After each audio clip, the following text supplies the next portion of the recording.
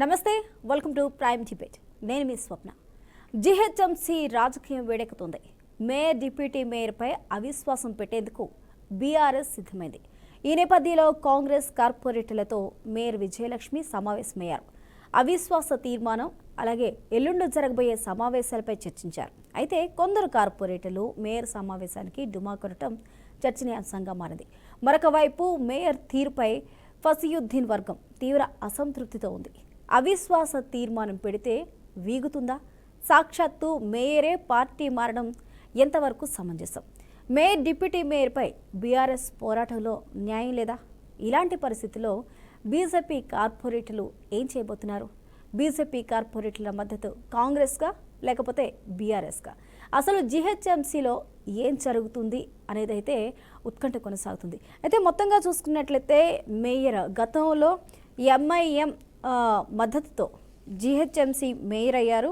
BRS పార్టీలో ఉండి కాకపోతే తర్వాత మళ్ళీ తన పార్టీ మారటం జరిగింది. అయితే జీహెచ్ఎంసీ చూసుకున్నట్లయితే ఫిబ్రవరి 11వ తారీఖుకి దాని కాల పరిమితి అయితే ముగిసిపోతుంది. అంటే 4 సంవత్సరాలు పూర్తవుతుంది. ఆ తర్వాత అవిశ్వాసం పెట్టాలి అంటూ కూడా బీఆర్ఎస్ పట్టుబడుతుంది. మొత్తానికి చూసుకుంటే అలా పార్టీల్లో మొత్తంగా ఎమ్మెల్యేలు, ఎమ్మెల్సీలతో పాటు మేయర్ కూడా ఉన్నారు. ఇవన్నీ కూడా మారిపోయిన వాటన్నిటి మీద కూడా గతంలో మాజీ మంత్రి తలసాని ఇంట్లో అయితే సమావేశం జరిగింది. ఈ సమావేశానికి బీఆర్ఎస్ నేతలతో పాటు బీఆర్ఎస్లో ఉన్న ఎమ్మెల్యేలు, ఎమ్మెల్సీలు సమావేశం నిర్వహించారు. అయితే ఇప్పటికీ కార్పొరేటర్లు అందరూ కూడా జీహెచ్ఎంసీ కమిషనర్ని కూడా కలిశారు. అయితే ఇప్పటి వరకు జరిగిన మీటింగ్లు ఏవైతే ఉన్నాయో, కౌన్సిల్ మీటింగ్స్ ఏవైతే ఉన్నాయో, సమావేశాలన్నీ కూడా ప్రతిదీ కూడా రసాభాసాగానే మారింది. అయితే ఎల్లుండు ఇంకొక కౌన్సిల్ సమావేశం అయితే రాబోతుంది. ఆ సమావేశంలో బీఆర్ఎస్ అదేవిధంగా బీజేపీ ఏం మాట్లాడాలి ఏంటి అనే దానిపై అయితే పార్టీ వర్గాల్లో చర్చలు చేస్తున్నట్టయితే తెలిసింది. మొత్తంగా జీహెచ్ఎంసీలో ఇప్పటి వరకు 150 కార్పొరేటర్లు ఉన్నారు. 150 మంది అయితే ప్రస్తుతం 4 ఖాళీగా ఉన్నాయి. అవిశ్వాసం పెట్టాలంటే మొత్తంగా సంఖ్యాపరంగా మనం చూసుకుంటే 98 మంది సభ్యుల సంతకాలు పెట్టి కలెక్టర్కి ఇవ్వాల్సి ఉంటుంది. అయితే ఇందుకో కోర్ సమావేశం అనేది ఒకటి ఉంటుంది. ఈ సమావేశంలో మొత్తంగా 131 మంది సభ్యులు అవసరం అవుతారు. అయితే 98 మంది సభ్యులు కలెక్టర్లకు సంతకం ఇవ్వాలి ఈ సమావేశం పెట్టడానికి. అయితే ఇది వీగాలి అంటే ఇది నెగ్గాలి, నెగ్గాలి అంటే టోటల్గా 146 మంది కార్పొరేటర్ల మద్దతు అనేది ఉండాలి.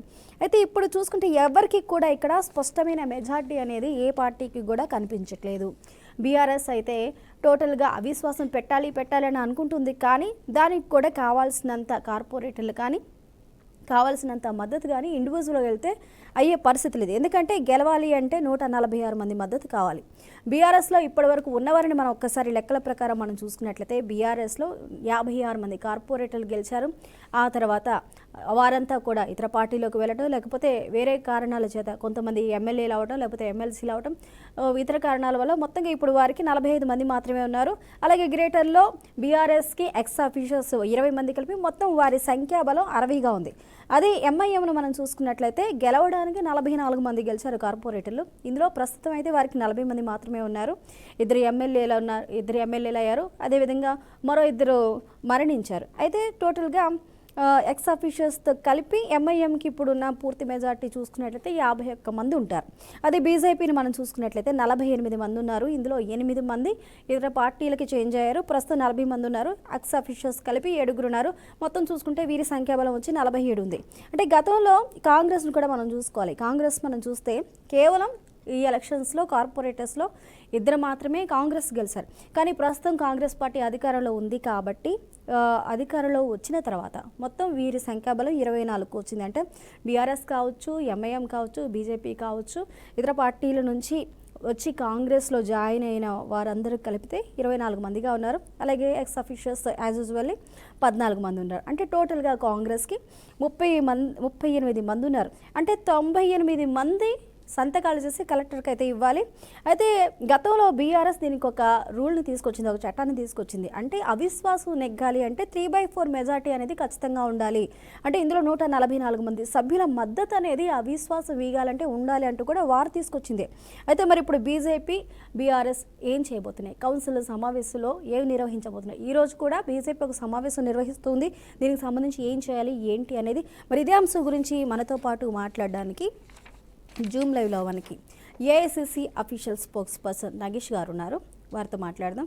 మరి కాసేపులో మనకి విజయార్య గారు, అదేవిధంగా సుభాష్ గారు, అలాగే రామ్మోహన్ రావు గారు కూడా యాడ్ అవుతారు. నమస్కారం నగేష్ గారు. నమస్తే అండి. నగేష్ గారు, అవిశ్వాసానికి మేయర్పై అలాగే డిప్యూటీ మేయర్పై అవిశ్వాసానికి బీఆర్ఎస్ అయితే పావులు కదుపుతుంది. అయితే ఇప్పుడున్న పరిస్థితుల్లో ఈ అవిశ్వాసం పెట్టడం సమంజసమే అంటారా? ఎంతవరకు కరెక్ట్ అంటారు? ఎందుకంటే ఇక్కడ గతంలో ఎంఐఎం మద్దతుతో బీఆర్ఎస్ పార్టీలో గెలిచి ఇప్పుడు కాంగ్రెస్లోకి మారిన తర్వాత అందువల్ల వీరు అవిశ్వాసం పెట్టాలనుకుంటున్నారా, లేకపోతే మేయర్ పైన నిజంగానే ఆ స్థాయిలో అసంతృప్తి ఉంది అంటారా? Good evening BRK news viewers కి. గుడ్ ఈవినింగ్ అండి. Very good evening.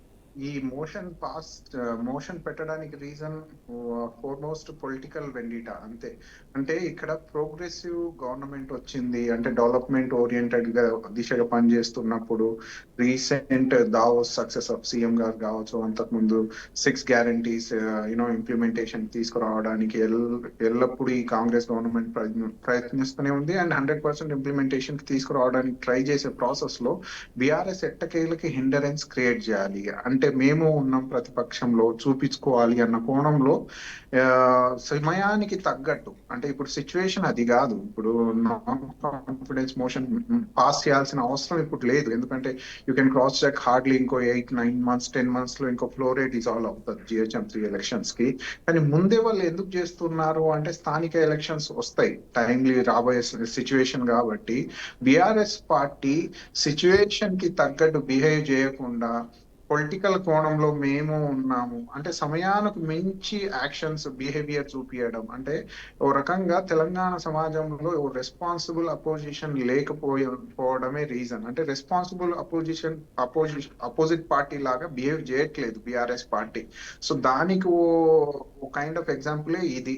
So what is the necessity of this? ఇప్పుడు ఈ సమయానికి వచ్చి పాస్ చేయాల్సిన అవసరం ఏముంది?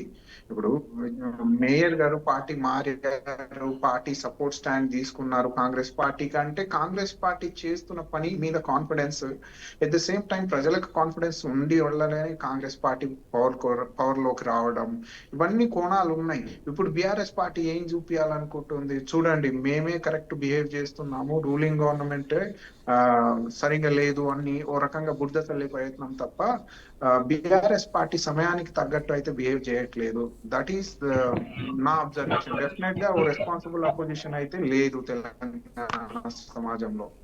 దీనికి తగ్గట్టు మళ్ళీ బీజేపీ పార్టీ తోడవడం. సో రకంగా ఏంటంటే అడ్మినిస్ట్రేషన్ అంటే గవర్నెన్స్ అనేది ప్రజలకు అవ్వక చేరుతున్న కోణంలోనే ఈ బీజేపీ బీఆర్ఎస్ కుంభకై ఆడుతున్న ఆట. నాట్ నెసెసరీ ఈ టైంకి ఈ యాక్షన్ అనేది నెసెసరీ కాదేమో అన్నది నా అబ్జర్వేషన్. ఓకే అండి.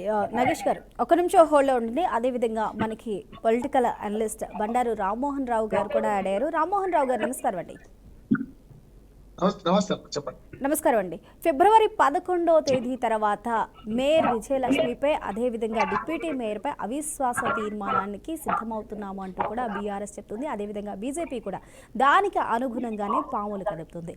అయితే ఇక్కడ దీనిని మనం రాజకీయంగా చూడాలా, నిజంగానే మేయర్ పైన ఆ స్థాయిలో అసంతృప్తి ఉంది అని అనుకోవాలా అన్న సందేహాలు అయితే వ్యక్తమవుతున్నాయి. అయితే ఇప్పటికే 4 సంవత్సరాలు పూర్తయింది, పదవీకాలం కూడా పూర్తవబోతుంది అంటున్నారు. మరి ఇలాంటి పరిస్థితుల్లో ఈ నిర్ణయాలు ఎటువైపు దారితీస్తున్నాయి? రాబోయే రోజుల్లో అలాగే మనకి స్థానిక సంస్థల ఎలక్షన్స్ కూడా ఇంకా రావాల్సి ఉంది. వీటన్నిటి మీద ఎలాంటి ప్రభావం చూపించే అవకాశాలు ఉన్నాయంటారు రామ్మోహన్ రావు గారు?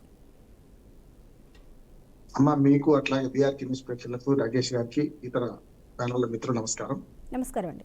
లీగల్ గా విషయాలు ఒకటేమో రాజకీయ బలాబలాలు చూస్తే 2016కు 2021 తేడా.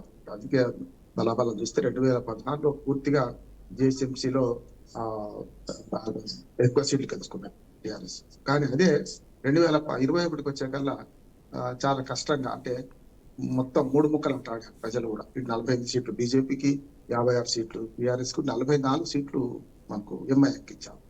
ఇంకో రకంగా ముగ్గురికి సమానంగా ఇచ్చారు. అప్పుడు మనకు ఎంఐఎం మద్దతుతోని టిఆర్ఎస్ పార్టీ, అప్పుడు టిఆర్ఎస్ పార్టీ అధికారంలోకి వచ్చింది. మేయర్ గా విజయలక్ష్మి గారు వచ్చారు. కేశవరావు గారు కూతురు కనుక ఆ రకంగా కూడా కొంత లేవరేజ్ వచ్చింది. ఆ రకంగా అధికారంలోకి వచ్చారు. చట్ట ప్రకారం ఏంటంటే ఈ అన్ని పరోక్ష ఎన్నిక జరుగుతున్నాయి. గతంలో ఎన్టీ రామారావు గారి కాలంలో అసలు మండల పరిషత్ నుంచి మొదలు పెడితే జిల్లా పరిషత్, అట్లాగే మనకు మున్సిపాలిటీస్, కార్పొరేషన్ అని డైరెక్ట్ ఎలక్షన్ జరిగింది. మీకు గుర్తుండే ఉంటుంది 2002లో అప్పుడు హైదరాబాద్ జిహెచ్ఎంసీకి డైరెక్ట్ ఎలక్షన్ జరిగింది. అప్పుడు మేయర్ గా దానం నాగేంద్ర గారు, అట్లాగే మనకు కృష్ణారెడ్డి గారు డైరెక్ట్ ఎలక్షన్స్ అప్పుడు సమస్య ఉండదు. కానీ గతంలో ఏముండే అంటే రూల్స్ 2.5 సంవత్సరాలు దాటితే అవిశ్వాస తీర్మానం పెట్టొచ్చు. కానీ బీఆర్ఎస్ గవర్నమెంట్ వచ్చిన తర్వాత వీళ్ళు దాన్ని 4 సంవత్సరాలకు మార్చారు. 4 సంవత్సరాలు దాటితే తప్ప మనకు అవిశ్వాస తీర్మానం పెట్టడానికి వీల్లేదు.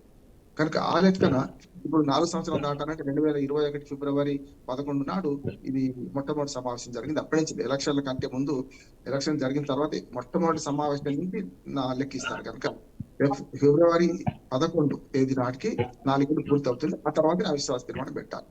ఉండేది ఒకే సంవత్సరం. ఆ సంవత్సరం ముందు అంటే ఎవరైనా చెప్పాలంటే 3 నెలల ముందు, అంటే స్థానిక ప్రభుత్వాల్లో లెక్క ఏంటంటే 90 days బిఫోర్ ఎలక్షన్ కమిషన్, అంటే స్టేట్ ఎలక్షన్ కమిషన్ ఎన్నికలు పెట్టవచ్చు. కనుక అట్లా చూస్తే ఇప్పుడు ఉన్నది 9 నెలలు మాత్రమే ఉంటుంది మిగతా కాలం. ఆ 3 నెలల్లో ఎప్పుడైనా ఎలక్షన్ జరగవచ్చు. కనుక సరే సంవత్సరం అనుకున్నప్పుడు సంవత్సరం లోపు మళ్ళీ ఎలక్షన్స్ వచ్చేట్టున్నాయి. కనుక ఆ సంవత్సరం లోపు ఎన్నికల కోసం ఇదంతా గందరగోళం పెడతారా, లేకపోతే పోనీయండి అని విడిచిపెడతారా అనే దాన్ని చూస్తే బీఆర్ఎస్ ఖచ్చితంగా పట్టుదలతో ఉంది. కానీ అప్పుడు అవిశ్వాస తీర్మానం పెట్టాలంటే కనీసం ఏది 1/3 వాళ్ళన్నా దానికి మద్దతుగా సంతకం చేయాలి. ఆ తర్వాత మెజార్టీ 51%, అంటే మొత్తం 150లో 76 ఎవరికైతే వస్తే అవిశ్వాస తీర్మానం అది పోతుంది. కనుక ఈ రకంగా చెప్పుకుంటే కొంచెం లీగల్ గా చిక్కులే ఉంటాయి, మెజార్టీ మెంబర్స్ కూడా కష్టమే ఉంటుంది. అట్లా అని కాంగ్రెస్ పార్టీకి గెలిచే అవకాశం తెలియదు. ఎందుకు లేదంటే అంతా కలిస్తే బీఆర్ఎస్ నుంచి 12 మంది, 9 మంది బీజేపీ నుంచి చేర్చుకొని ఇవాళ అంతకుముందు 2 గెలిచి మొత్తంలో 150 సీట్లలో 2021 ఎన్నికల్లో 20 ఎన్నికల్లో 2 సీట్లు మాత్రమే బీఆర్ఎస్ కాంగ్రెస్ గెలుచుకున్నది. ఆ 2 కలిపినా కూడా అంతా కలిసి 23 సీట్లు అవుతున్నాయి. 23తోనే అయితే గద్వాల విజయలక్ష్మి గారి పదవి ఉండదు. అప్పుడు మరి బీజేపీ మద్దతు ఇస్తుందా, ఎంఐఎం మద్దతు ఇస్తుందా, అట్లా లేకపోతే ఇటు పక్కన చేస్తారా అనేది సందేహాస్పదం. 44 సీట్లతో మనకు ఎంఐఎం సరిగ్గా అక్కడ ఏం ఫిరాయింపులు జరగలేదు. ఏం జరిగినా మనకు బీజేపీ నుంచి జరిగినాయి, బీఆర్ఎస్ నుంచి జరిగినాయి. అంతా 23 ఉన్నారు కనుక ఒక 44 మంది కనుక ఎంఐఎం సభ్యులు మొత్తం ఇటు మద్దతు చేస్తే అప్పుడు కొంతవరకు రక్షించే అవకాశం ఉంటుందని నేను అనుకుంటున్నాను. అప్పుడు కూడా ఇంకా తక్కువ పడతారు. బీజేపీ బీఆర్ఎస్ కలిస్తే మాత్రం అవిశ్వాస తీర్మానం నెగ్గుతుందని నేను అనుకుంటున్నాను. ఓకే రామ్మోహన్ గారు, ఒక నిమిషం హోల్డ్ ఉండి. అదేవిధంగా మనకి బీజేపీ అఫీషియల్ స్పోక్స్ పర్సన్ మనకి బొజ్జాపల్లి సుభాష్ గారు కూడా మనకి అడిగారు. సుభాష్ గారు నమస్కారం అండి. నమస్కారం సుభాష్ గారు. ఈరోజు బీజేపీ నాయకులతో, కార్పొరేటర్లతో సమావేశం అయినట్లయితే తెలుస్తుంది. అసలు ఆ సమావేశంలో ఏమి మాట్లాడారో, అదేవిధంగా 2 రోజుల్లో కౌన్సిల్ సమావేశం కూడా నిర్వహించనున్నట్టు తెలుస్తుంది. మరి ఆ కౌన్సిల్ సమావేశంలో మీ పందా ఏ విధంగా వినిపించబోతున్నారు? మీరు ఎలాంటి వ్యూహాలు రచిస్తున్నారు? మీరు కూడా ప్రత్యేకంగా అవిశ్వాస తీర్మానాన్ని పెట్టబోతున్నారా, లేకపోతే బీఆర్ఎస్ పెడతాము అని అనుకుంటున్న అవిశ్వాస తీర్మానానికి బీజేపీ మద్దతు ఇవ్వడానికి రెడీగా ఉందంటారా? అంటే ఇండివిజువల్గా మీరు కూడా అవిశ్వాసానికి వెళ్తారా, లేకపోతే అదే శైలి ఇప్పుడు బీజేపీ అన్నట్లు అవిశ్వాసం ఉంది, అసంతృప్తిగా ఉన్నారు అనే విధంగా అదే ఒపీనియన్ మీకు కూడా ఉందా మేయర్ పైన? ఒక ఎలక్షన్ ఫెడరల్ స్ఫూర్తిలో ఎవరైనా ఒకరి పైన అవిశ్వాసం పెట్టే అవకాశం ఉంది, ఎవరి మీద అయినా. సో ఇప్పుడు ఒక ఈ ఉన్న ఇది కమిషనర్ గారు, ఎవరైతే విజయలక్ష్మి గారు ఉన్నారు, వారు షీ వన్ ఫ్రమ్ టిఆర్ఎస్ నుంచి గెలిచిన తర్వాత గవర్నమెంట్ మారగానే ఇమీడియట్ గా వారు కాంగ్రెస్ లో చేరింది.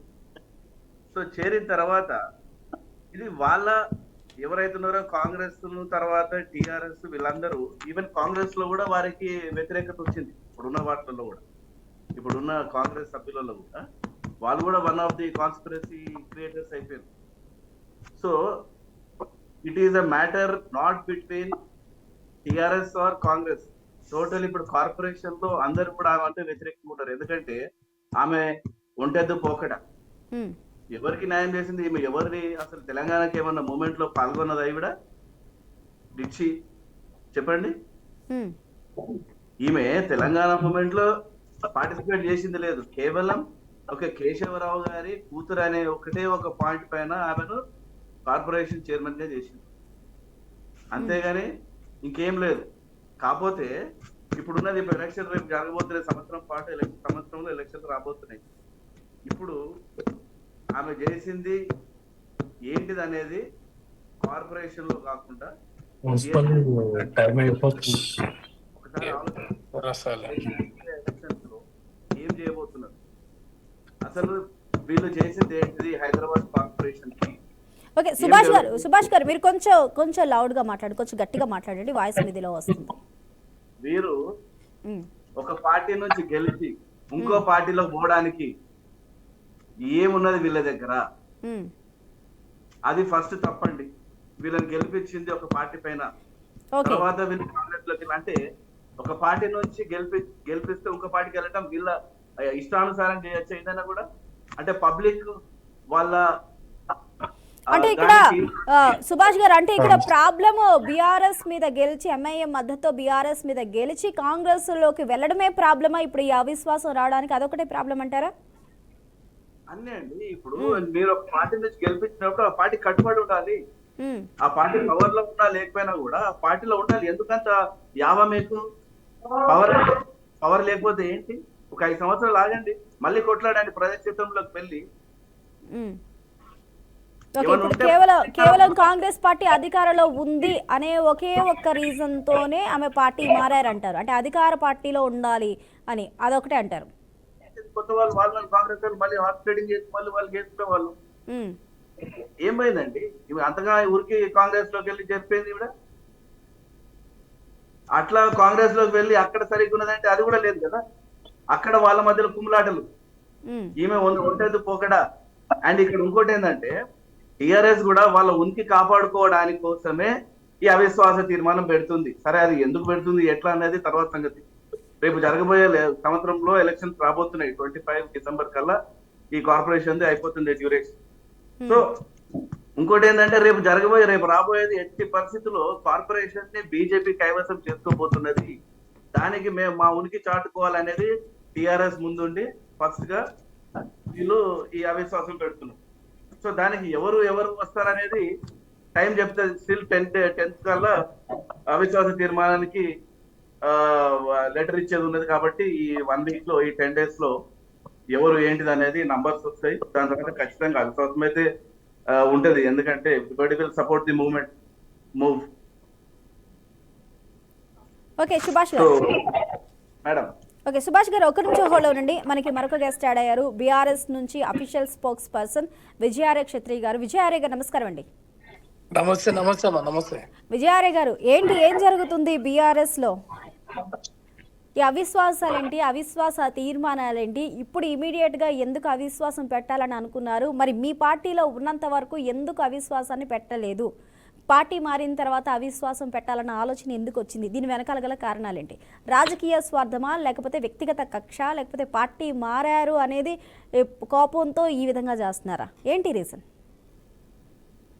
ఆనాడు ప్రస్తుతం ఉన్నటువంటి మేయర్ గారి తండ్రి అయిన కేశవరావు జాదవ్ గారు ఆనాడు టిపిసిసి ప్రెసిడెంట్ గా ఉండి తెలంగాణ ఉద్యమంలో భాగంగా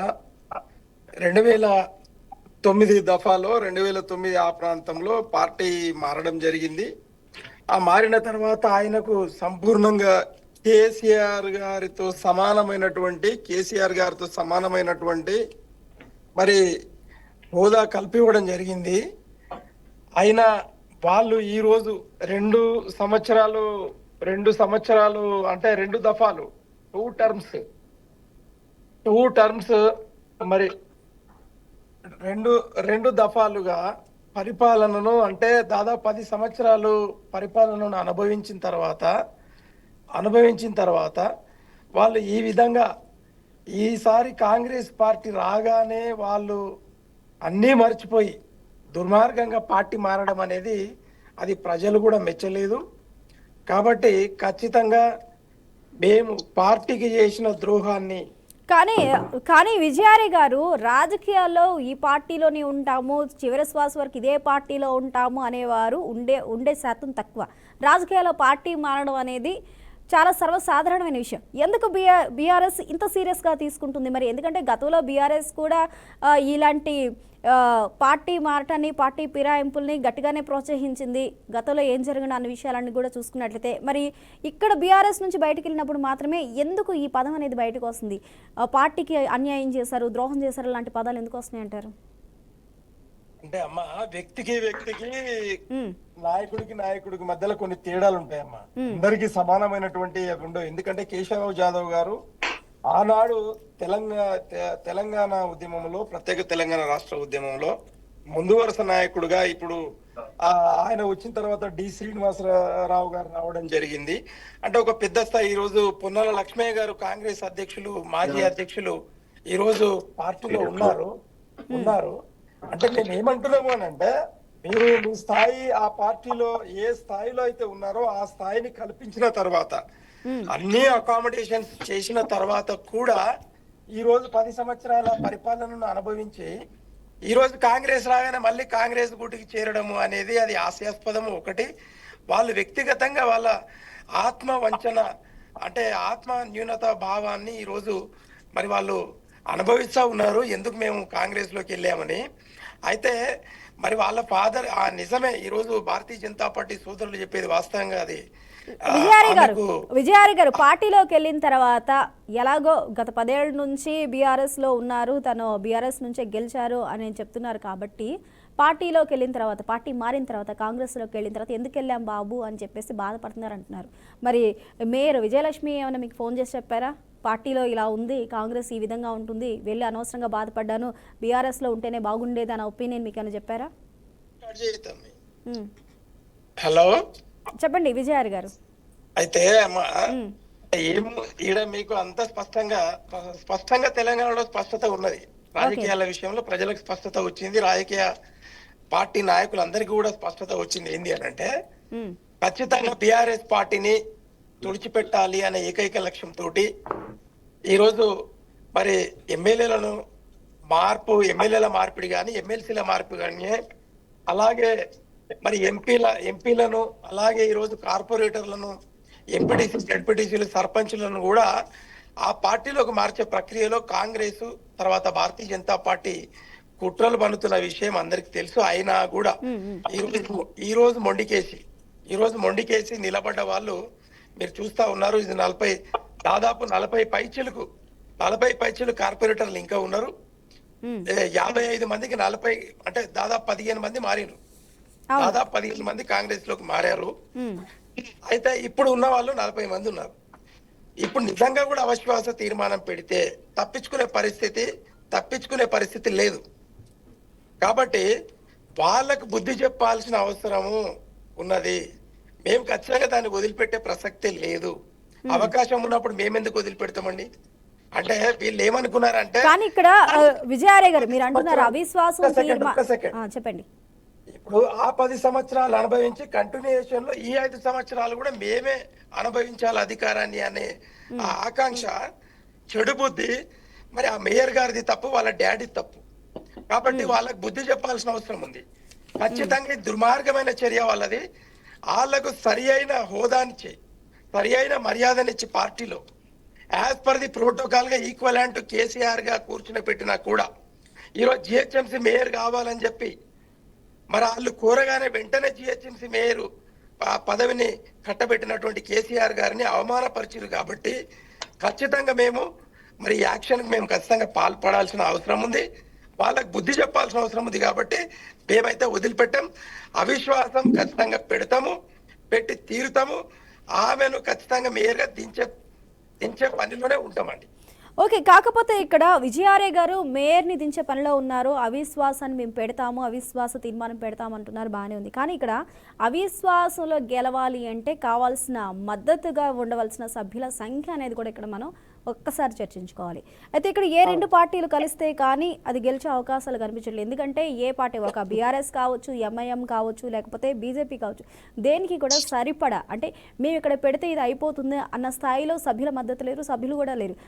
కనీసం ఒక 2 పార్టీలైనా కలవాల్సిన పరిస్థితి ఉంటుంది. మరి ఇప్పుడు ఏ పార్టీని కలుపుకుంటారు మీరు? ఇండివిజువల్ గా అయితే అంటే ఇక్కడ రాజకీయాలు అందరి కార్పొరేటర్లకు ఆ పార్టీల అధిష్టానాలు రాజకీయాలు ఎలా చేయాలనేది తెలుసు. ఉమ్, కాబట్టి మేము ప్రతిపాదిస్తాము. భారతీయ జనతా పార్టీ అనేది ప్రతిపాదించిన దాన్ని ఆమోదిస్తుందా లేదా?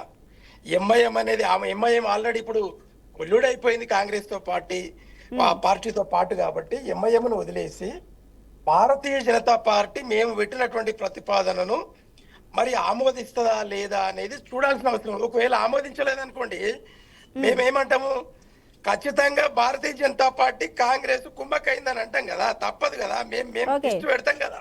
ఉమ్, మేము ప్రజలకు స్పష్టత ఏమిస్తాము అని అంటే, ఈ రోజు వాళ్ళు మేయర్ గారు చేసినటువంటి దుర్మార్గమైన పనిని ఎండగట్టడానికి మాకు అవకాశం ఉన్నది.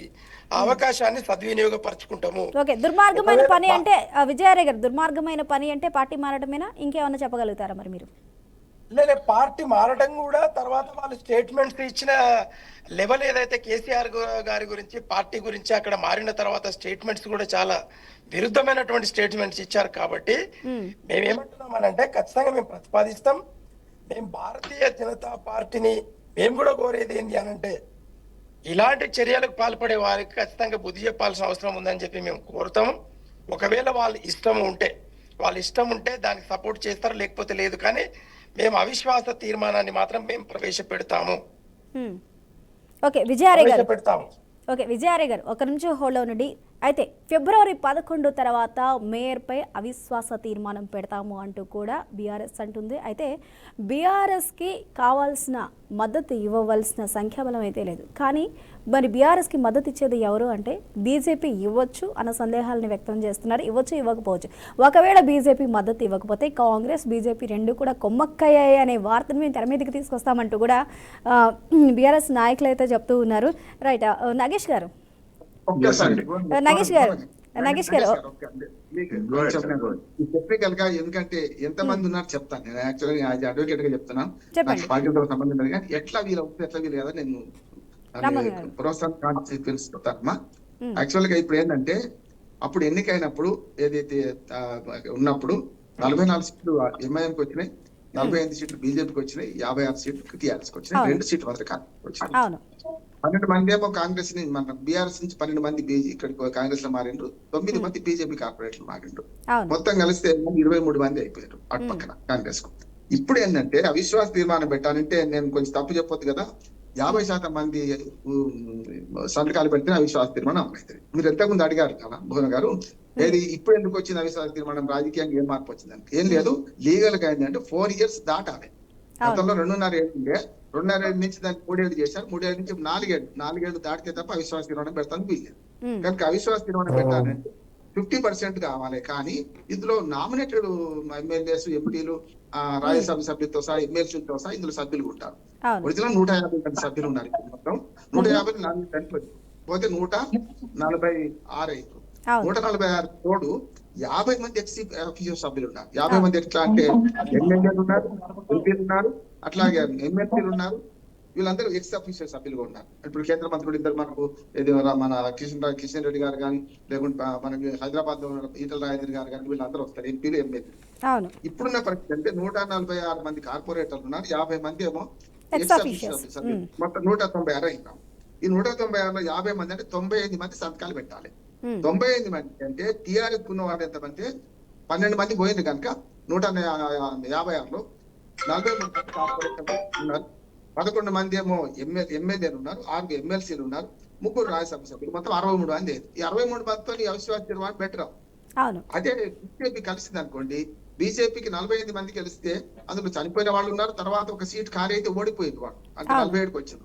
కనుక అట్లా చూసుకుంటే వాళ్ళ 44లో 40 మంది మిగిలిన, 40లో 9 మంది, 43లో 9 మంది పోయారు కనుక వాళ్ళు 30 మంది మిగిలిన. ఒకవేళ వీళ్ళిద్దరు కలిస్తే బొటాబొటి ఏది అవిశ్వాసం తీర్మానం పెట్టడానికి అవసరమైన మెజార్టీ వస్తుంది. కానీ ఆ తీర్మానం నెగ్గాలంటే 2/3 మెజార్టీ.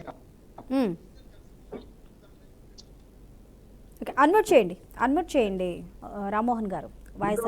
మొత్తం 196 కనుక 196లో 2/3 అంటే దాదాపు 7×21 అంటే 120 మంది కావాలి మనకు. 1/3 ఆ 120 పైగా రావడం అంటే సాధ్యం కాదు. ఎందుకంటే ఎంఐఎం తోడు లేకుండా ఓన్లీ బీఆర్ఎస్ బీజేపీ కలిస్తే సాధ్యం కాదు. అందుకని ఇక్కడ ఏమంటున్నామా, పరిష్కారం అయిపోదాం. ఇప్పుడు ఎంత గందరగోళం ఈ లెక్కలంతా ఆట ఆడుతున్నాం కానీ నిజంగా చెప్పాలంటే ప్రభుత్వాలకు కొంచెం జ్ఞానం ఉంటే గతంలో స్థానిక ప్రభుత్వాలకు ఎన్నికలకు డైరెక్ట్ ఎలక్షన్స్ పెట్టచ్చు, అది కరెక్ట్ అంటున్నా. అప్పుడు ఏమవుద్దంటే డైరెక్ట్ ఎలక్షన్ పెట్టడం పార్టీ మారగానే పదవి పోతుంది, ఆటోమేటిక్ గా లొల్లేదు కదా. ఈ అవిశ్వాస తీర్మానం 4 ఏళ్ళకి పెడితే తుమ్మితే ఊసిపోయి ముక్కు. అవును రామ్మోహన్ గారు ఇప్పుడు కలెక్టర్కి లెటర్ ఇవ్వాలన్నా 2 పార్టీలు కలవాల్సి ఉంటుంది. అదే కలెక్టర్ లెటర్ ఇవ్వడం పక్కన పెడితే గెలవాలి అన్న అవిశ్వాసంలో 3 పార్టీలు కలవాల్సిన అవకాశం ఉంటుంది. అంటే ఏ 2 పార్టీలు లెటర్ ఇవ్వడానికి 2 పార్టీలు కలవాలంటే గెలవాలంటే ఖచ్చితంగా 3 పార్టీల ఇక్కడ ఒకటి అవ్వాల్సిన పరిస్థితులు ఉన్నాయి. కానీ బీఆర్ఎస్ మాత్రం నేను అవిశ్వాసానికి వెళ్తాను అంటే మరి ఎంత పాజిటివ్ ఒపీనియన్తో ఎవరెవరిని కూడగట్టుకొని ఎవరు మా వెనకాల ఉన్నారు వీళ్ళు మద్దతు ఇస్తారు అంటే ఇప్పుడు మనకు చెప్తున్నారు ఎంఐఎం కాంగ్రెస్తో కలిసి పొల్యూట్ అయిపోయింది అంటే ఇప్పుడు ఇండైరెక్ట్గా ఎంఐఎం మాకు సపోర్ట్ ఇవ్వదు అంటూ కూడా బీఆర్ఎస్ చెప్తుంది. అలాంటప్పుడు ఇక్కడ అవిశ్వాసం నెగ్గే అవకాశాలు అనేవి చాలా తక్కువగా కనిపిస్తున్నాయి. ఒక నిమిషం హోల్డ్లో ఉండండి రామ్మోహన్ గారు. నగేష్ గారు గతంలో ఎవరిని కూడా మేము పార్టీలోకి తీసుకెళ్ళము, పార్టీలోకి ఆహ్వానించము అని చెప్పారు. కాకపోతే అధికారంలోకి వచ్చిన తర్వాత ఎమ్మెల్యేలు ఎమ్మెల్సీలు కాకుండా కార్పొరేట్లతో సహా పార్టీలోకి లాగుతున్న పరిస్థితులు కనిపిస్తున్నాయి. లాగారు కూడా ఇప్పటి వరకు సుమారు దగ్గర అందరినీ కలిపి ఒక 40 మందిని వరకు కూడా కాంగ్రెస్లోకి తీసుకున్నారు. అయితే కార్పొరేట్లకు సంబంధించి కాంగ్రెస్ కార్పొరేట్లతో మేయర్ సమావేశం పెట్టినప్పుడు మరి పార్టీలో జాయిన్ అయిన తర్వాత మీ పార్టీకి సంబంధించిన వారే ఎందుకు హాజరు కావడం లేదు, గైర్హాజరు ఎందుకు అవుతున్నారు? ఫస్ట్ థింగ్ ఈ టెక్నికల్ టాపిక్ వచ్చే ముందు దీనికైతే ఆన్సర్ ఇస్తాను నేను.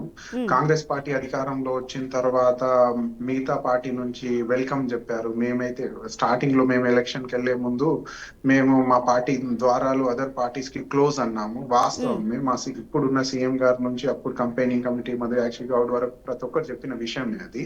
కానీ ఇప్పుడు వచ్చిన లాస్ట్ 1 year లో కొన్ని స్టేట్మెంట్స్ వినాలి, మీరు కూడా అబ్జర్వేషన్ లో పెట్టాలి. ఏంటంటే బీజేపీ పార్టీ అంటది 3 నెలల కన్నా ఎక్కువ ఉండదు ఈ గవర్నమెంట్ అని, కాంగ్రెస్ పార్టీ అంటది 45 రోజులు 60 రోజులు 3 నెలలు 6 నెలలు అని. అలాంటప్పుడు మాకున్న నంబర్స్ ఎనఫ్ అయినా సరే వాళ్ళకున్న నంబర్స్ వీక్ చేయాలి మేము. This is strategical healthy political కూడా అంటారు దీనికి. ఆ కోణంలో ఆ స్ట్రాటజీ మూవ్ ఆన్ చేశారు మా సీఎం గారు. దానికి మనం అప్రిషియేట్ చేయాల్సిన అవసరం ఉంది. ఓకే, దానికి అది ఆన్సర్. నెక్స్ట్ వచ్చేసరికి ఇప్పుడు ఈ ఇమోషన్ పెట్టాల్సిన అంటే ఇప్పుడు వారి అన్న మాటలు 3 నెలల్లోనే అసెంబ్లీ శాసగా కూడా అన్నారు, 3 నెలల్లో పోయే పార్టీ అంటూ కూడా బీఆర్ఎస్ నాయకులు అన్నారు. అదేవిధంగా బీజేపీ వారు కూడా కొన్ని కామెంట్స్ చేశారు. ఎప్పుడు పోతుందో తెలియదు, ముఖ్యమంత్రి ఎప్పుడు మారుతారో తెలియదు అనే కామెంట్స్ వచ్చాయి. అయితే కామెంట్స్ వచ్చాయి కానీ మీరు ఇచ్చిన స్టాండ్ అయితే మీరు మీరు తీసుకున్న స్టాండ్ ఏదైతే ప్రజాముఖంగా చెప్పారో దాన్ని పక్కన పెట్టేశారు. మేము ఎవరిని తీసుకోము అన్నదానికి. అంటే ఇక్కడ నిజంగానే వారన్న మాటలు నిజమవుతాయని ఒక భయంతో పక్క పార్టీ వాళ్ళని తీసుకున్నారు. అంటే మీకు బలం కావాలంటే పక్క పార్టీ ఖచ్చితంగా వీక్గానే ఉండాలా, స్ట్రాంగ్గా ఉంటే మీరు ఫేస్ చేయలేరా? See, one thing, when you are going for war, మీరు యుద్ధానికి వెళ్తున్నారు. ఇక్కడ మా ఐడియాలజీ బేసిస్ ఒకటి ఉంది. మా ఐడియాలజీ బేసిస్ లో మేము వెల్ఫేర్ ఓరియంటేషన్ తీసుకోవాలనుకుంటున్నాం, సంవిధాన్ని బేస్ చేసుకొని తీసుకెళ్తాం ముందుకు అనుకున్నాము. దానికి డిస్టర్బెన్సెస్ వస్తాయి. ఎందుకంటే ఇది సమాజం. ఇప్పుడు వాట్సాప్ వరల్డ్ ఉంది, ఇంటర్నెట్ వరల్డ్ అంటాం దీన్ని, గ్లోబలైజ్ వరల్డ్. ఫేక్ న్యూస్ అయినా సరే ఫైర్ లాగా మారిపోతుంది, వైల్డ్ ఫైర్ లాగా. అలాంటప్పుడు ఎంతకైనా సరే మన స్టెబిలిటీ ఉన్న గవర్నమెంట్ అయినా సరే ప్రికాషనరీ మెషర్స్ అనేది తీసుకోవాలి. ఆ కోణంలోనే ఆ నంబర్ స్ట్రాటజీ ఆడింది government. We must appreciate that, నేను ఖచ్చితంగా అంట. ఇంకోటి ఇప్పుడు మీరు contradict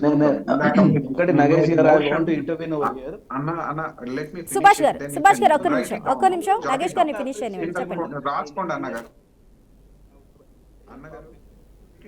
so that my flow could be continue. Viewers వింటున్నారు కదా. అయితే ఇంకోటి, మనం ఈ మోషన్ పెట్టే దానికన్నా మోషన్ కన్నా ఎబో పాలిటిక్స్ చూద్దాం మనం. అంటే నా అబ్జర్వేషన్ ఒకటి, మీరు జిహెచ్ఎంసి మున్సిపల్ ఎలక్షన్స్ ముందు కొన్ని మన తెలంగాణలో కైండ్ ఆఫ్ కల్చర్ ఉంది. ఏం కల్చర్ తెలుసా? అది బీజేపీ ఏమంటదంటే సర్జికల్ స్ట్రైక్, శివలింగాలు, శవాలు అని స్టేట్మెంట్ ఇన్సెక్యూరిటీస్ చేస్తుంది మైనారిటీస్ కి మెజారిటీస్ కి. దాని పట్ల నంబర్స్ గెయిన్ చేయడానికి వాళ్ళు ఆడే ఆట. అంటే 1 year బిఫోర్ అంటే ఎలక్షన్ కి ముందే ఇది జరగబోయేది. సేమ్ బీఆర్ఎస్ ఇప్పుడు ఏం చేస్తుందంటే మా పార్టీ మారిన వాళ్ళకి డెఫినెట్ గా పనిష్మెంట్ ఉంటది అన్న కోణంలోనే ఈ మోషన్ పాస్ చేసినట్టు ఉంటది. ఇప్పుడు ఆర్య గారు మాట్లాడుతుంటే అర్థమైంది. కానీ మనం గ్రహించాల్సింది ఏంటంటే అసెంబ్లీ కన్నా కొంచెం ఎక్కువ ఇంపార్టెన్స్ మున్సిపల్ కార్పొరేషన్ కి ఇవ్వాలేమో, ఈ కౌన్సిల్ కి ఇవ్వాలేమో. ఎందుకంటే we are living in a world class city. మీరు చూడండి, బాంబే కావచ్చు, ఇటు బెంగళూరు కావచ్చు, ఇప్పుడు హైదరాబాద్ కావచ్చు, కార్పొరేషన్ ఈజ్ అ వెరీ మనం చాలా సివియర్ గా తీసుకోవాలి. ఎందుకంటే పాపులేషన్ డెన్సిటీ ఎక్కువ ఉంటది, పవర్టీ రేషియో తక్కువ ఉంటది, సోర్స్ ఆఫ్ ఇన్కమ్ ఎక్కువ ఉంటది, రాష్ట్రాన్ని నడిపే ఇన్కమ్ మొత్తం అక్కడే పెరిమీటర్ లో ఉంటది సిటీకి. అలాంటప్పుడు మున్సిపల్ కార్పొరేషన్ అనేది చాలా స్ట్రాటజికల్, నాలా డెవలప్మెంట్ కావచ్చు, సివరేజ్ వాటర్ ఫ్లో కావచ్చు, ఇవన్నిటిని ఒక ఎక్స్ట్రాడినరీ మూవ్మెంట్ గా కౌన్సిల్ అనేది 24/7 వీటి మీద మాట్లాడుతూ ఉంటేనే మనం లివింగ్ స్టాండర్డ్ సిటీలో పీస్ ఆఫ్ లైఫ్ కావచ్చు, క్వాలిటీ ఎయిర్ కావచ్చు, క్వాలిటీ డ్రింకింగ్ వాటర్ కావచ్చు ప్రొవైడ్ చేయగలుగుతాము. కానీ ఈ కౌన్సిల్ కి మిస్యూజ్ ఓన్లీ పొలిటికల్ వెండిటాలో బీఆర్ఎస్ ఆడుతున్నట్టు డెఫినెట్ గా అర్థం అవుతుంది. ఎందుకంటే విజయార్య అని అన్నారు ఇందాక, కేశవరావు గారికి బ్రహ్మరథం పట్టాం బీఆర్ఎస్ లో రాగానే, ఇప్పుడు వాళ్ళు పార్టీ మారారు. How does it related to spirit of the politics ఇక్కడ? ఇంకోటి, ఇక బీజేపీ అన్నగారు ఏమన్నారంటే అవును పార్టీ మారారు, అన్ని చేశారు కాబట్టి వాళ్ళకు మేము మద్దతు ఇయ్యం అంటే బీఆర్ఎస్ వాళ్ళకి పనిష్ చేయాలని, అది ఆయన కోణమే. కానీ మీరు అబ్జర్వ్ చేస్తే Shiv Sena, Eknath Shinde, BJP Bombay municipal corporation ని ఆగం చేసారు తెలుసా మీకు? అది మెట్రో రైల్వేస్ అక్కడ ఆగిన సంఘటనలు ఉన్నాయి. బడ్జెట్ అనేది వీక్ అయింది అక్కడ వాటర్ మొన్న క్లౌడ్ బస్ట్ అవుతే డెన్సిటీ ఆఫ్ వాటర్, అంటే వాటర్ లెవెల్ ఎంత పెరిగాయి తెలుసా మున్సిపల్ కార్పొరేషన్ ఆఫ్ బాంబేలో. అంటే బీజేపీ ఇక్కడికి వచ్చి నీతి చెప్పడం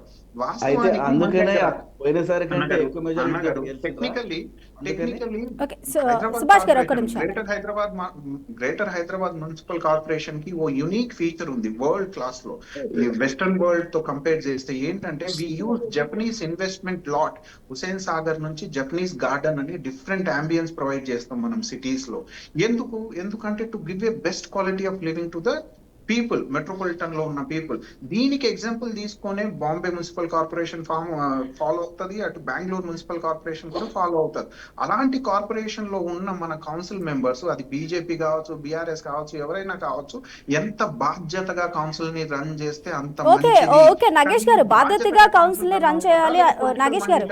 నగేష్ గారు ఒక మాట అండి, బాధ్యతగా కౌన్సిల్ రన్ చేయాలంటున్నారు. ఓకే, ఇప్పటి ఇంతవరకు చెప్పుకోవడానికి వినడానికి కూడా బాగానే ఉంది. కానీ ఇప్పటి వరకు జరిగిన కౌన్సిల్ సమావేశం ఏది కూడా సజావుగా జరిగిన పరిస్థితులు లేవు. అయితే కాంగ్రెస్ కార్పొరేటర్లతో మేయర్ విజయలక్ష్మి పెట్టిన మీటింగ్కి బాధ్యతాయుతంగా బాధ్యత గురించి మాట్లాడుతున్నారు. మరి కాంగ్రెస్ వాళ్ళు అటెండ్ అవ్వకపోవడం ఇది ఏ విధంగా బాధ్యత అవుతుంది? దానికి ప్రాపర్ రీజన్స్ ఏమన్నా ఉన్నాయా? ఇక్కడ మీరు ఇందాక చెప్పాను చూడండి, ఐడియాలజికల్ బేసిస్ మీద మేము కాంగ్రెస్ పార్టీ, నేను కూడా ఆస్పిరెంట్ కార్పొరేటర్ ని, నేను కంటెస్ట్ చేశాను కూడా మాదాపూర్ డివిజన్ కి. అయితే నేనేమంటున్నా అంటే మా ఐడియాలజీ బేస్ చేసుకొని పార్టీ లైన్ లో పని చేసుకుంటూ ముందుకు వెళ్తున్నప్పుడు వేరే పార్టీ నుంచి వచ్చిన వాళ్ళు కావచ్చు, మా దగ్గర యాక్సెప్టెన్స్ ఉంటది, ఎందుకంటే నంబర్స్ రూపంలో మాకు కావాలని. కానీ వాళ్ళ పొలిటికల్ పర్సనల్ ఎజెండా కోసం మమ్మల్ని యూజ్ చేయాలనుకుంటే అక్కడ రాలేరు వాళ్ళు. డిస్కంఫర్ట్ ఫీల్ అవుతుంది, ఎందుకంటే హైకమాండ్ ఉంటది, రెస్పాన్సిబుల్ అంటే they have to stand responsible for elected people. వాళ్ళ ప్రజల కోసం వాళ్ళు నిలబడాల్సి వస్తుంది. నెక్స్ట్ మళ్ళీ ఎలక్షన్స్ లో మళ్ళీ వాళ్ళ కోసం పని చేయాల్సి వస్తుంది. మళ్ళీ ఇక్కడ ఈ కౌన్సిల్ లో లెస్సే మేయర్ కి అగెనిస్ట్ గా నాన్ కాన్ఫిడెన్స్ మోషన్ రేజ్ అయ్యింది అంటే అంత 100% ప్రెసెన్స్ చూపించలేరేమో అన్న కోణంలోనే అబ్సెన్స్ ఉండొచ్చు. అంతేగాని యాక్సెప్టెన్స్ లేక కాదు, మా పార్టీ పరిష్కరించడం కాదు. We respect everybody here. Okay Nagesh garu ఒక్క నిమిషం హోల్డ్ అవ్వండి. సుభాష్ గారు, గత జీహెచ్ఎంసీ ఎన్నికలు మనం చూసుకున్నట్లయితే బీజేపీ స్ట్రాంగ్ కాంపిటీషన్ ఇచ్చింది అని చెప్పడంలో ఎలాంటి సందేహం లేదు. ఓట్ బ్యాంక్ కూడా జీహెచ్ఎంసీకి సంబంధించి అదే రేంజ్లో అక్కడ పెంచుకుంది. ఒకానొక సందర్భంలో మేయర్ బీజేపీకి వెళ్ళిపోతుందా అన్న పరిస్థితులు కూడా గత జీహెచ్ఎంసీ ఎన్నికల్లో మనం చూసాం. అలాంటిది ఇప్పుడు మీరు బీఆర్ఎస్కి మీరు సపోర్ట్ చేస్తారా? బీఆర్ఎస్ ఇప్పుడు మనకి చెప్పినట్లు విజయార్య గారు మాట్లాడినట్టు మేము సపోర్ట్ తీసుకుంటే ఎవరి రాజకీయ కోణాలు వారికి ఉంటాయి, ఎవరు రాజకీయంగా ఎటు రావాలనే ఆలోచన వారికి ఉంటుంది. ఇప్పుడు ఎంఐఎం కాంగ్రెస్తో కలిసి పొల్యూట్ అయింది కాబట్టి బీజేపీ ఇచ్చే అవకాశాలు ఉన్నాయి. ఒకవేళ అవకాశాలు ఇవ్వని పక్షంలో కాంగ్రెస్ బీజేపీ ఒకటే అనే దానిని తెర మీదకి తీసుకొస్తాను. అంటే కాంగ్రెస్ బీజేపీ ఒకటే అనేది ఈ రోజు కాదు, ఎప్పటి నుంచో కూడా బీఆర్ఎస్ చెప్తూనే ఉంది రెండు ఒక్కటే అనేది. మరొకసారి దాన్ని ధృవీకరిస్తాము అంటే అయితే చెప్తున్నారు. అంటే ఇప్పుడు మీరు ఇండివిజువల్గా వెళ్తారా, బీఆర్ఎస్కి సపోర్ట్ ఇస్తారా? గతంలో ఓట్ బ్యాంక్ కన్నా ఇప్పుడు జీహెచ్ఎంసీకి సంబంధించి బీజేపీ స్ట్రాంగ్గానే బిల్డ్ అయింది కాబట్టి ఇండివిజువల్గానే ఉంటారా? మేడం ఇక్కడ 2-3 పాయింట్లు ఉన్నాయి. సరే, రాజకీయం కాబట్టి ఎవరు కూడా ఏ పార్టీకి బెనిఫిట్ ఉంటుందో ఆ పార్టీ ఆ విధంగా ప్రయాణం చేస్తుంది. మీ పార్టీ ఏ విధంగా ప్రయాణం చేయబోతుంది? బీజేపీ అనేది ఇప్పుడు ఉన్న నెక్స్ట్ 10 days ఉన్నాయి. February 10th కి లెటర్ ఇవ్వాలి రిగార్డింగ్ అవిశ్వాసం. సో అవిశ్వాసం దేని గురించి అయితే ఉంటుందో అవిశ్వాసం వీళ్ళు పెడతారు బీఆర్ఎస్ వాళ్ళు. పెట్టిన తర్వాత బీజేపీ అనేది నంబర్స్ మీరు అన్నట్టు ఇద్దరితో గెలవలేరు. అవును, అవిశ్వాసం వినే అవకాశం లేదు. సో ఈవెన్ ఇప్పుడున్న కాంగ్రెస్ వాళ్ళలో కూడా ఈ రోజు మీటింగ్కి వెళ్ళలేదు కాంగ్రెస్ కార్పొరేటర్లు కూడా కొన్ని. సో కాంగ్రెస్ వాళ్ళు కూడా ఇందులో జాయిన్ అయ్యే అవకాశం ఉంటుంది against Vijayalakshmi. Okay. So not only ఇప్పుడు ఒక అవిశ్వాసం పెట్టినప్పుడు అంటే ఇప్పుడు కాంగ్రెస్ వాళ్ళు బీజేపీలోకి మళ్ళీ వస్తారా? అంటే ఇప్పుడు ఎవరైతే ఇక్కడ గైహాజరైన వాళ్ళు ఇదొక కాంగ్రెస్ బీజేపీ అనేది ఉండదు, అగెయిన్స్ట్ ది కార్పొరేషన్ చైర్మన్ కి అగెయిన్స్ట్ గా ఓకే, చైర్మన్ కి అగెయిన్స్ట్ గా బీజేపీ కూడా ఉంటుంది. ఫామ్ అవుతుంది అనేది ఇప్పుడు అందులో మేజర్ గా ఎవరు ఉంటారు అనేది టైం విల్ డిసైడ్. ఇంకా 10 రోజులు ఉన్నది. ఎవరెవరు మాట్లాడతారో పొలిటికల్ గా చాలా ఈక్వేషన్స్ ఉంటాయి. ఆ ఈక్వేషన్స్ బట్టి ఇప్పుడు మేయర్ మీరు సుభాష్ గారు మీరు చెప్తుంది ఏంటంటే మేయర్ ఇప్పుడు బీఆర్ఎస్ నుంచి కాంగ్రెస్ లోకి మారినప్పటికీ కూడా కాంగ్రెస్ లో కూడా అపోజ్ చేసే వారు ఉన్నారు. వారు కూడా అక్కడ సంతకం పెడతారు. పెడతారండి. ఎందుకంటే బికాస్ కాంగ్రెస్ లో వాళ్ళు ఎంత మాట సంవత్సరం పాటు ఉన్నది. వీళ్ళంతా కాంగ్రెస్ వాళ్ళు పోయింది ఎక్కడి నుంచి? ఇప్పుడు కాంగ్రెస్ ఉన్న వాళ్ళంతా వెళ్ళింది ఎక్కడి నుంచి? టిఆర్ఎస్ నుంచి. అంతే కదా, మళ్ళీ గెట్ దెమ్ బ్యాక్. అండ్ అదొక పాయింట్ అండి. నగేష్ గారు ఏమన్నారు, వి షుడ్ అప్రిషియేట్. అవును, ఎవరైతే చేర్చుకున్నామో వారిని పార్టీని అప్రిషియేట్ చేయాలి, వలసను ప్రోత్సహించినందుకు అప్రిషియేట్ చేయాలన్నట్లు చెప్పారు. చెప్పండి, మీరు ఏం చెప్పదలుచుకున్నారు? అంటే పొలిటికల్ మెచ్యూరిటీ అంటారు దానికి. గవర్నమెంట్ డీస్టెబిలైజ్ చేసి గోవాలో ఎవరు మహారాష్ట్రలో ఏక్నాథ్ షిండేని నిలబెట్టారు. నగేష్ గారు గవర్నమెంట్ ని డీస్టెబిలైజ్ అంటే ఒకటి ప్రతిపక్షంలో ఉన్న అధికార పక్షంలో ఉన్న ఎవరు పార్టీకి ఉండే విలువలు వారికి ఉంటాయి, ఎవరికి ఉండవలసిన క్యాడర్ వాళ్ళకు ఉంటుంది. వాటిని మనం డిస్టర్బ్ చేయడం అనేది అది ఏ పార్టీకి అయినా కానీ మంచిది కాదు. అంత ఎందుకు ఇన్సెక్యూర్ అయ్యారు? వాళ్ళు ఎవరు అంటే why should you be insecure? నేను ఇన్సెక్యూర్ లేను, మేము ప్రికాషనరీ మెజర్ తీసుకున్నాము అంటున్నాము. That's lots of difference. మీది నెగటివ్ ఐడియాలజీ. ప్రికాషనరీ మెజర్స్ అవి. తర్వాత అక్కడ మహారాష్ట్రలో అన్నారు. ఎందుకంటే మహారాష్ట్ర అనేది ఒక ఆస్పెక్ట్. ఎందుకంటే 3 పార్టీలు గెలిచిన తర్వాత ఒకరినొకరు పడని తర్వాత ఈసారి అదే కూటమి థంపింగ్ మెజారిటీ తోటి గెలిచింది. ఇప్పుడు అన్నదాని ప్రకారం సీఎం ఎలా అయ్యాడు అన్న క్వశ్చన్ అది. అదే సీఎం ఎలా అంటే అది చెప్పండి. అది పొలిటికల్ మెచ్యూరిటీ కాదు సార్. అది ఈక్వేషన్ సరిగ్గా సరిపోలేదు. అక్కడ డెమోక్రసీ అది. రామ్మోహన్ రావు గారు చెప్తారు మీకు. ఇక్కడ డెమోక్రసీ కాదు. when you have the numbers, మీకు ఇక్కడ numbers you have the proper numbers. మీకు ఇక్కడ తెలంగాణలో ప్యూర్ గా ఫుల్ గా నంబర్స్ ఉన్న తర్వాత why do you have to go for Subhash గారు ఇప్పుడు నగేష్ గారు అన్నట్లు ప్రాపర్ గా ఏ పార్టీకి లేదు, కేవలం బీజేపీని మాత్రమే అంటలేదు. ఇక్కడ కాంగ్రెస్ కి లేదు, బీజేపీకి లేదు, బీఆర్ఎస్ కి లేదు. అదే విధంగా దేనికి కూడా ప్రాపర్ సంఖ్యాబలం అనేది అక్కడ లేదు. అందరినీ కలుపుకోవాల్సిందే. మా ఉద్దేశం అనేది చాలా స్పష్టంగా ప్రజలకు తెలవాలనే ఉద్దేశంతో అవిశ్వాస తీర్మానాన్ని ప్రవేశపెడతా ఉన్నాము. మీరు అవిశ్వాస తీర్మానం పెడుతున్నారు, బాగానే ఉంది. దానికి కావాల్సిన క్యాలిక్యులేషన్స్ అనేవి మీరు మెజర్ చేస్తున్నారా? క్యాలిక్యులేషన్స్ తోటి మాకు సంబంధం లేదండి. గెలుస్తామా ఓడుతామా అనేది నన్ ఆఫ్ ది మ్యాటర్ ఈడ. ఓకే, అంటే ఇప్పుడు గెలుపు కోసం కాదా మీరు పెట్టేది? విజయారే గారు అవిశ్వాస తీర్మానం గెలుపు కోసం కాదా మీరు పెట్టేది? విజయారే గారు అవిశ్వాస తీర్మానం గెలవడానికి పెడుతున్నారా, కేవలం ఏదో ఒకటి పెడదాం కదా అని చెప్పేసి పెడుతున్నారా? గెలిపే లక్ష్యమా కాదా మీకు? వినండి మేడం, చెప్పండి. మాకు గెలిపే లక్ష్యం అనేది కాదు. అక్కడ మేయర్ గా ఆమెను దించడం లక్ష్యం కానీ గెలిపే లక్ష్యం అది కాదు. ఇది ఇలా ఓకే, ఆమె వద్దంటాను దించాలి అన్నా కానీ నేను. దానికి This is సంబంధించిన political క్యాలిక్యులేషన్స్ ఉన్నాయి కదా ఇక్కడ మరి. అందుకే ఇది మంచిది కాదు. ట్విస్ట్ అర్థం చేసుకోవాల్సిన అసలు అవసరం కూడా ఉంది మంచిది మీరు. కాదు ఇది. భారతీయ జనతా పార్టీ ఆ గట్ట ఈ గట్ట ఎందుకు? భారతీయ జనతా పార్టీ వెనకాల హిడెన్ ద కటన్ ఎవరు రేవంత్ రెడ్డి గారికి కొమ్ము కాస్తుంది అనేది మేము చాలా స్పష్టంగా చెప్తా ఉన్నాం. రేవంత్ రెడ్డి గారికి కొమ్ము కాస్తా ఉంది.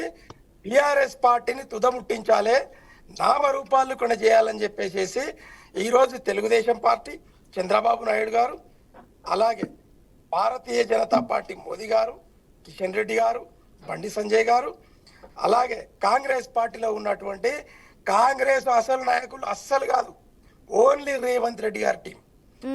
కాబట్టి మేము అంటే ఇప్పుడు మోహన్ గారు, నాకు విజయారి గారు రేవంత్ రెడ్డి విజయారి గారు ఏందండి? రాష్ట్రాల్లో ఉన్న పార్టీలన్నీ కూడా బీఆర్ఎస్ మీద పగబట్టాయా కేంద్రంతో సహా ఉన్న పక్క రాష్ట్రాలు కూడా? 100% అండి. మా శత్రువు తెలుగుదేశం, ఆ. మా శత్రువు చంద్రబాబు. 100% తెలంగాణ ప్రజల దయ్యం నేను ఎవరు? మొదటి నాదో దయ్యం విన్నపము, చంద్రబాబు అయితే ఎవ్వరికి ఎవరు శత్రువు కాదు. ఐడియాలజికల్ వార్ చేయండి. అట్లా ఉండదు తమ్మి, ఇప్పుడు అట్లా ఉండదు. రేవంత్ రెడ్డి గారి హ్యాంగ్ ఓవర్ ఎక్కువ ఉంది మీకు అట్లా ఉండదు, అన్నగారు. అట్లా ఉండదు. ఇప్పుడు నీకు అనుభవం దింపడం వస్తే లక్ష్యం కాదు, మేయర్ గారికి దింపడం లక్ష్యం కాదు. తెలంగాణ జిహెచ్ఎంసీ మేయర్ ఉంటే ఆమె మంచి పనులు ఎలా చేస్తుందో అది చెప్పండి ప్రజలకి. మంచి పనులు చేపించుకోండి, అంతేగాని పొలిటికల్ వండర్లలో ఆమె దింపడం అది అది కాదు, కరెక్ట్ కాదు సార్. నీకు లోతైన అవగాహన లేదు రాజకీయాల మీద, నీకు తెలియదు. నాకు ఐ డోంట్ థింక్ సో. ఎంత లోతుగా ఉండాలి? ఇండివిజువల్ గా చెప్పాలా? చంద్రబాబు నాయుడు గారు అంటే పడదు. నువ్వు విను చెప్తా. ఈ రోజు ముగ్గురు కుమ్మక్ అయిపోయి ఆంధ్రప్రదేశ్ పాలిటిక్స్ ను మీరు గమనించాలి, అది తెలంగాణలో దించాలని చెప్పేసి మోదీ గారు, చంద్రబాబు నాయుడు గారు, రేవంత్ రెడ్డి గారిని సెంట్రలైజ్ చేసి ఈ రోజు చేస్తున్న సిస్టమ్ మీరు గమనించాల్సిన అవసరం ఉంది. ఇలాంటి పొలిటికల్ అండర్స్టాండింగ్ మాకు వద్దే. ఇప్పుడు కౌన్సిల్ కి ఓకే ఓకే ఓకే నాగేష్ గారు ఒక నిమిషం అండి. నాగేష్ గారు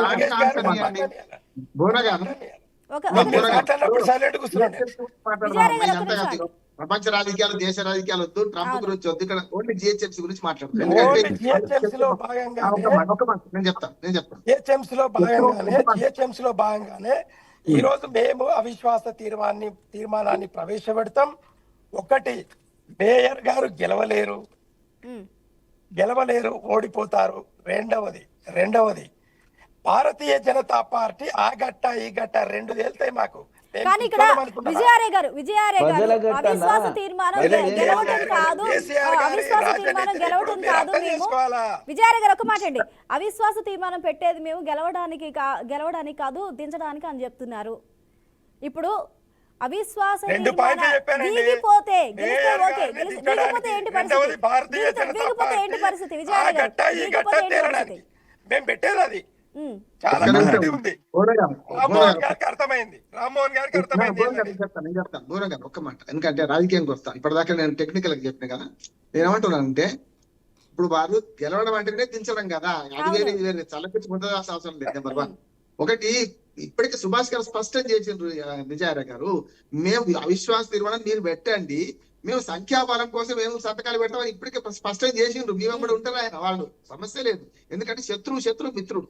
ఉదాహరణకు ఎంఐఎం ఎట్లిక్ ఉంది, ఎంఐఎం దిక్కైతే ఓరు కదా వాళ్ళు. కానీ ఇక్కడ రామ్మోహన్ గారు ఇక్కడ శత్రువుకి మిత్రుడు అయితే ఇక్కడ మిత్రువే శత్రువు అవుతున్న పరిస్థితి కాంగ్రెస్ లో కనిపిస్తుంది. ఇప్పుడు కాంగ్రెస్ వాళ్ళు కూడా గైహాజరు అవుతున్నారు, వ్యతిరేకంగా సంతకాలు పెట్టే పరిస్థితి ఇప్పుడు కాంగ్రెస్ లో కూడా కనిపిస్తుంది. మనకి కాంగ్రెస్ వాళ్ళే సపోర్ట్ చేయలేని పరిస్థితి ఉన్నది అక్కడ. విజయలక్ష్మి గారు అదే చెప్తున్నాను, సుభాష్ గారు అదే చెప్తాను. ఒక్క మాట సార్, నాకు కొంచెం 2 నిమిషాలు మాట్లాడండి. నేనేమంటున్నానంటే విజయార్య గారు గెలవడం ముఖ్యం కాదంటే గెలవడం ముఖ్యం, అసలు ఆమె దించాలంటే వీళ్ళు గెలవాలి. అవిశ్వాస తీర్మానము